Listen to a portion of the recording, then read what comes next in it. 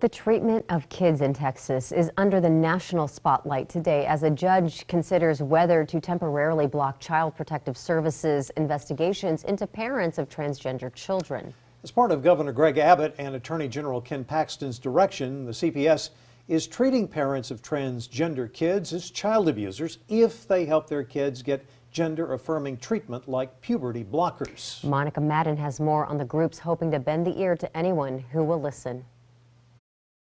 At the heart of this is one question. What is more harmful to children? A parent allowing their child to have gender reassignment when they are not fully developed yet, or potentially taking away a parent's custody for doing so? On Friday, 3 different groups made it clear that they think the latter will be far more damaging. Some have told us this policy is directly impacting their mental health. Some are telling us they have considered suicide.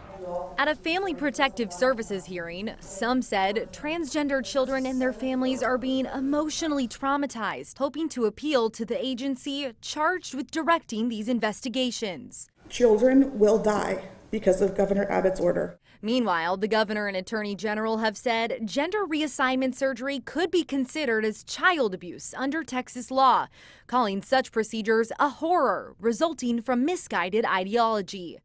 The governor did not take media questions at an event where he touted the state as an attractive place for businesses and workers. We view ourselves as partners with these businesses. But it came as more than 60 major U.S. companies joined parents defending trans children, running a full-page newspaper ad that read, "Discrimination is bad for business," calling on the governor to end what they describe as anti-LGBTQ efforts. The persecution of transgender kids and the people who love them is fundamentally wrong.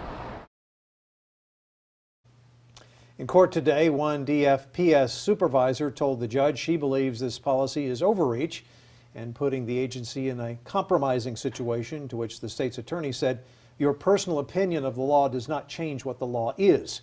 The same judge previously took the side of parents of trans children when she granted a temporary restraining order for these investigations.